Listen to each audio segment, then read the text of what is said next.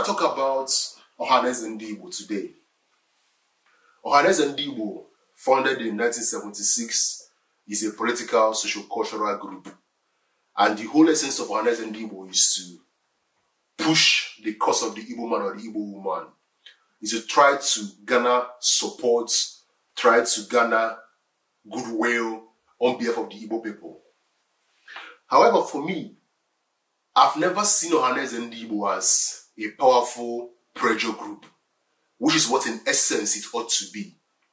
Ohanaeze Igbo should be a group that when they speak, people will start shivering because the group has power. But Ohanaeze Igbo has become a toothless bulldog. I'm sorry to say this, but that's just the truth.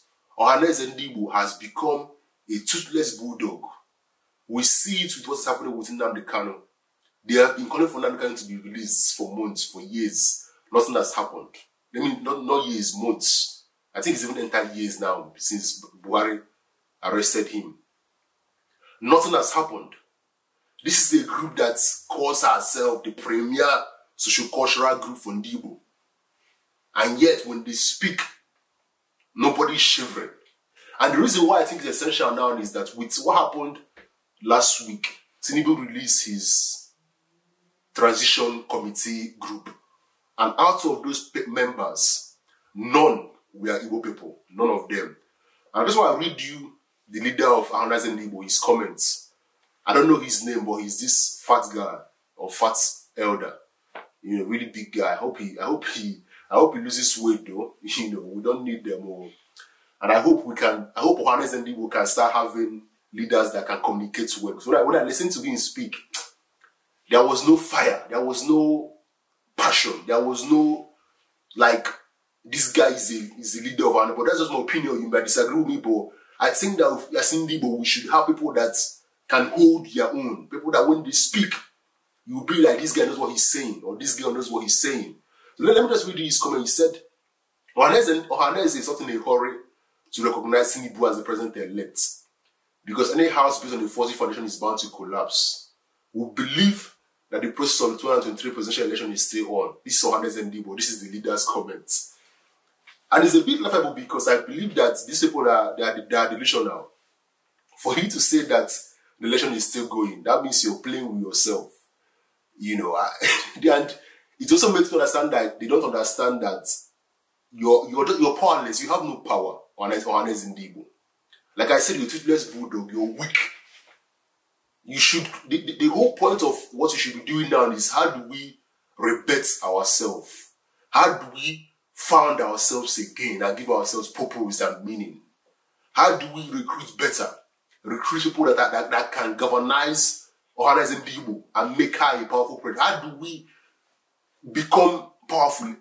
Let me not say powerful again because we were never powerful before. But how do we make Ohanaeze Igbo the thing, the real deal? You can't do that by saying that election is still going on. The election is over. Peter Obi lost. Atiku lost. Tinubu won. Whether he won by crook or crook, he won.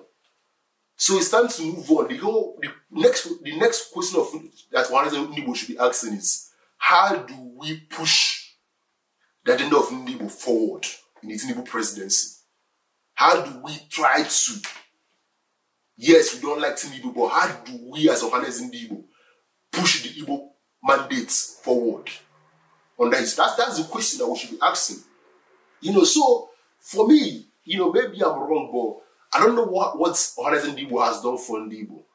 I honestly don't know. I've been thinking about it and I'm like, and I'm not saying that what Igbo did was right by not including an Igbo person.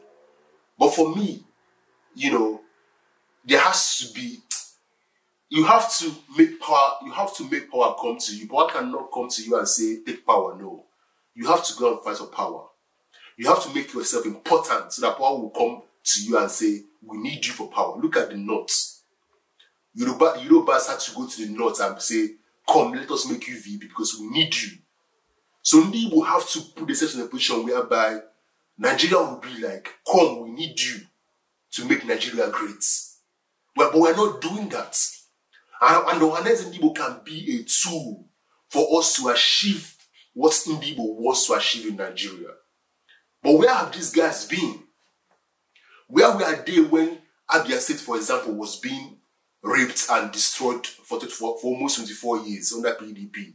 Thank God for Alex Soti that one few months ago.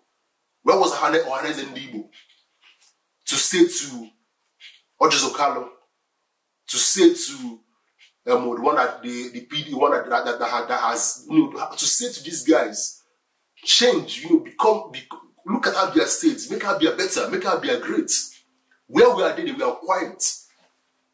Where is Ohanaeze Igbo now that you have insecurity ravaging the southeast? Insecurity is destroying the southeast.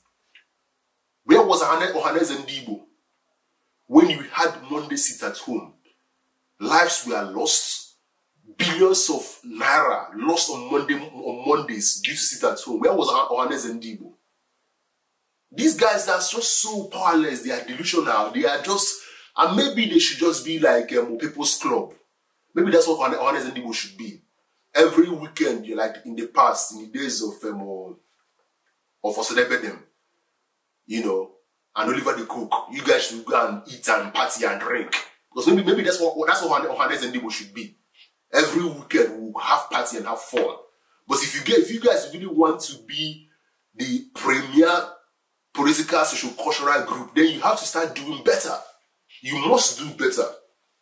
You have to, for the sake of Igbo and for the sake of Nigeria, we need a group. Look at the Afanife race in Yoruba land. I think they are quite powerful. Even though their leader supported P2B in the last election, you could see that was like, okay, that's a power base of Yoruba people. When it comes to Ohanaeze Igbo, nothing. So for me, these guys have to reorganize. These guys have to, and it all starts from within. I always say this to people when people say Igbos are being marginalized. Oh, we are being marginalized, blah, blah, blah. Look in the mirror. We are the ones that have done this to ourselves. Look at Delta states.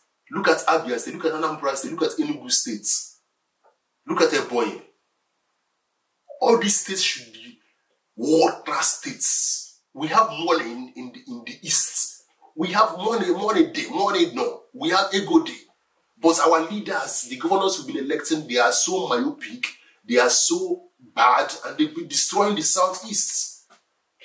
So as Ohanaeze Igbo, you people should be like, we need to start electing good, credible leaders in our region. First and foremost, that's the first thing we need to start doing.